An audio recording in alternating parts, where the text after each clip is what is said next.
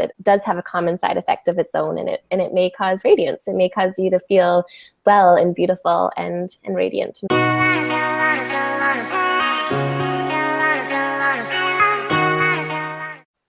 Hey everyone, thank you so much for joining Interior Wellness. I'm Elizabeth, and today I am joined by Tessa Inkster. She's the founder of a nonprofit organization called May Cause Radiance. And this organization supports young people who have cancer or young people who are affected by cancer. And I just think that that's such an important thing. So Tessa, thank you so much for doing what you do and for joining me here today. Yeah, absolutely. Thank you for having me. I'm excited to chat with you. I'm always excited to chat about amazing women who are doing fantastic things for the world, and the service that you're giving with what you've created is unbelievable. And especially knowing that you have had cancer and then you created this huge thing. It's like, I'm so excited to learn more about you and to learn more about what you do. So let's start with you and your background. Our audience may not know you yet, but let's find out about what led you to your health and wellness journey. Sure. So December 2015, I was a healthy, vibrant 27-year-old. I was active, working full-time. I thought I lived a fairly healthy life, made healthy choices, ate salads when I could, got lots of exercise. And then I got a cancer diagnosis. I got a Hodgkin's lymphoma cancer diagnosis. Out of nowhere, no history in my family or anything. So basically, I looked into all the alternative treatments I could, alternative therapies. I did do conventional treatment here in Kamloops. So now through 6 months of chemotherapy treatment, I'm stable and cancer-free. But along with my conventional treatment cancer journey, there was a lot of alternative therapies. Food, my diet was the main part of my health and wellness journey. And throughout this journey, sorry, do you want me to keep talking? Yeah, absolutely. Keep going. Well, let's pause for a second and we'll dive in, because there's so much. We could stretch this story I know, out. I'm just like, where do I end? And that's what's so amazing about a health and wellness journey. It's not just one single piece, is it? And you mentioned that you were living a healthy life and then you got this diagnosis. And so how did that affect your life in that moment? And where did it come from? Like, did you feel sick, or was it just a random checkup at the doctor? Yeah, I felt completely healthy. I was active every day. I was exercising every day. I was busy at work. And so there was really, I was showing symptoms, but I didn't realize they were symptoms. They were nothing, that I was really concerned about. And so what brought me to the doctor was a couple lumps in my neck. Which I had for a while, and I just had so many excuses for why they were there. So when I had time and space in my life is when I took myself to the doctor months later. And it took, from that initial visit, it took about 4 or 5 months to get my actual diagnosis. And in that time I was running, I was doing yoga, I was skiing and biking. Nothing was slowing me down. So you're really healthy. And I don't think anything's slowing you down now either during the whole time. So you've always been really healthy. Like you mentioned, you're eating salads and you're always really active. And what was it like for you when you got the actual diagnosis, or during the time when you didn't know? Did you think about life differently, or what went through your head? Absolutely. And I think looking back, it was not like a one moment where I just saw things completely different, but throughout my journey, like definitely throughout my 6 months of chemotherapy, throughout this last year of finishing treatment, and then, continuing my journey of wellness and healing, I have a completely different perspective on my life and my priorities and what I want to do with my life and what's really important to me. And it's almost like an awakening that I wouldn't have had if cancer had not come into my life. It is. I like that you say it like that. It is an awakening. A lot of people have awakenings due to health, some kind of health concern. And that's okay. It's okay to be awakened by that. Yeah. Yeah. So you mentioned also that you did a lot of healthy things along the way, in terms of your food being the biggest one. So tell us about how that supported when you were before during your cancer treatment and now?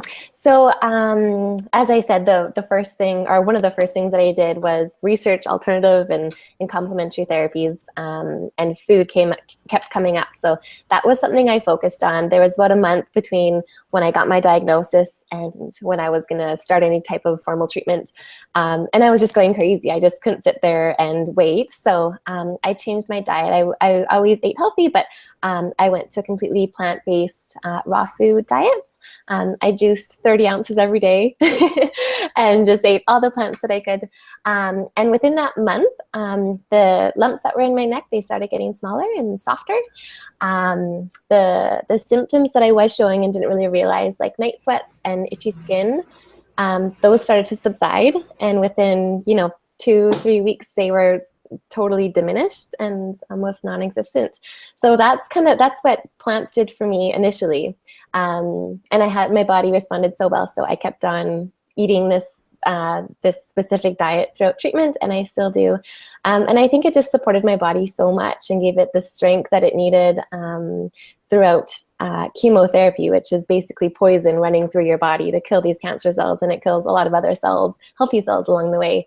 And my body handled it really well, and I was really proud of my body. And I think that's a large part due to my diet and the perspective and positivity I was able to maintain. And yeah. Oh, that's so cool. We hear a lot about whole food plant-based diets nowadays, and it's to have something that has proof. Like you, in that month before you started the traditional therapies, you were juicing how many 32 ounces a day. That must have been a lot of cleanup. Yeah. But that you showed actual improvements from that's like a testament to the power of a plant-based diet. That is very cool. Yeah, it was amazing. I read a lot of people's blogs and forums before about juicing and plant-based diets, and I read people's stories about kind of what I just described about their tumors shrinking and like disappearing from juicing. And I was totally skeptical at first, but I had to do something. I couldn't just sit there. I couldn't just wait. So yeah, I saw very similar results to what I was reading beforehand, and I was amazed. Oh, that's awesome. We were talking before and we mentioned Chris Carr. She's a big inspiration to a lot of people in terms of juicing. I'm sure there's a lot of our listeners who might know Chris Carr already or don't, but tell us how you found her and what she did for your journey. Yeah, so it was actually my sister who introduced me to Chris Carr before I received my diagnosis. And I just knew that, my body was doing funny things. I had these lumps in my neck, and my sister said, there's this girl I know through reading her books named Chris Carr. And read this article, and it's about juicing, and maybe it'll help you. Maybe there's something there. She said, you don't have cancer. Don't worry. Don't get too excited, but just have a read. So that's how I got introduced to her. And down the road, I found out that I did have cancer. I was part of her tribe. Yeah. And I own, I think, all of her books, and she's been such an inspiration. What she's done with her cancer journey, continues to do. And she just has such a following. And I think people that have cancer or have had cancer, and people that are completely healthy and cancer-free, she's just very inspiring. It is. And it's so good to have somebody that's inspiring on your journey, whether you have some kind of diagnosis or not. And it's so good to have a tribe and community so you feel like you're not alone, especially with young women who have cancer. I mean, it's a completely different story and a completely different journey and a completely different feeling in your life. So what's it been like for you as a young woman? Have you found the support and community? I found so much support from my friends and my family. It was overwhelming and amazing. I think at the beginning of my journey, I kind of thought that I could keep it maybe a secret a little bit because I didn't know how to do cancer. And before, a month ago, I was completely healthy and I had a vibrant social life and lots of acquaintances. So I just didn't know how to handle it. It was very overwhelming thinking about, okay, well, do I just, tell everyone what's happening with my life right now? And I didn't lose my hair. So I was able to, it wasn't super obvious for those who didn't know. But for those who did, I had a lot of support from them. But there's no, so here in Kamloops, there's no organized support network for young people going through cancer. So that's something I really struggled with, was just not being able to connect with people my age going through a similar thing, similar journey. Yeah, and I had friends in other big centers, Calgary and Vancouver, who I would talk to that had gone through cancer, and they would tell me about the yoga just specific for cancer patients that they went to, or meditation classes specific to people going through cancer, and they would say, "You must have something like this in Kamloops," and there was nothing, and I was so jealous of them. Well, yeah, that's probably what led you to create what you created. So, and that's one of the things I love about smaller communities, especially British Columbia Interior, is that if you want something, you can be the person who starts it. And that is so cool that you brought this. So tell us what happened. So you were finding support and not finding support, and then you started to hear about other people, and then you created something. How did that happen? I made something where there was nothing. So I started blogging about my cancer journey. I just felt like I had so much to say. I had learned so much, and I wanted to share it with people going through cancer and people maybe not going through cancer who are curious, or my friends and family. So I started blogging, and then it kind of slowly turned into more. It turned into me finishing my treatment and being just kind of thinking, I want to create something that I wish that I had throughout my journey. So I created May Cause Radiance, which is a nonprofit organization that supports young adults affected by cancer. And with this organization, I'm kind of able to try and create what I wish I had. So yeah, it involves this peer support network and workshops with health professionals and therapists to share information about different therapies that would support your body going through cancer. Yeah. That's a really great. And you mentioned it with food, and you mentioned it with yoga, and you mentioned it with meditation, that somebody can be undergoing chemotherapy, but still, like, juicing and doing yoga and meditation can be really helpful things. People might feel like, oh, why bother doing anything? This is the end of the world, but doing these things can really help. So what's your experience with, or what do you think would have been the difference if you hadn't done these things during your treatment? Yeah, well, I definitely had phases throughout treatment where I'd be, really tired or run down or overwhelmed. And so I wouldn't get out to do my dog walk every morning, and I wouldn't do yoga that day. And then it would kind of just snowball. The more I didn't do it, the more I wouldn't do it. And so actually moving your body, having a yoga practice as gentle and restorative as it is, doesn't have to be power yoga, but if you're moving your body going through, your cancer treatment, it'll snowball and you'll maintain that energy level. Same thing, I think, with juicing and eating healthy. The more you eat healthy, it just supports your body every day that little bit more. Yeah. And so that was my experience with it. And I think there's been so much research with yoga and cancer, and showing, positive effects with lymphedema prevention and lymphatic drainage and just overall well-being. Very cool. And you started this organization because you knew those things were really helpful and that supports. And I love the name, May Cause Radiance. I love the story. So let's share with our readers how you came about that name. Yeah, so anyone going through a conventional cancer treatment is inundated with so many drugs and chemotherapy, drugs and medications that have terrible side effects, like may cause hair loss and mouth sores and terrible things, nausea. So I was lying in bed one night at 3 o'clock in the morning, suffering from insomnia because of my drugs. And I had this brainchild of, why do we only have drugs and medications that cause side effects that we don't want? And so the idea with this organization is that it does have a common side effect of its own, and it may cause radiance. It may cause you to feel well and beautiful and radiant amidst your cancer journey.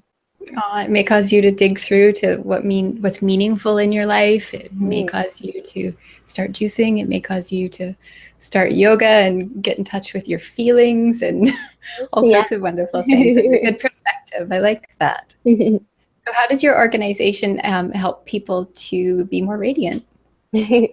So through my blog, I'm able to share a lot of information of, through my experiences of what I found through cancer, what I've come to learn through cancer. Different tips and tricks.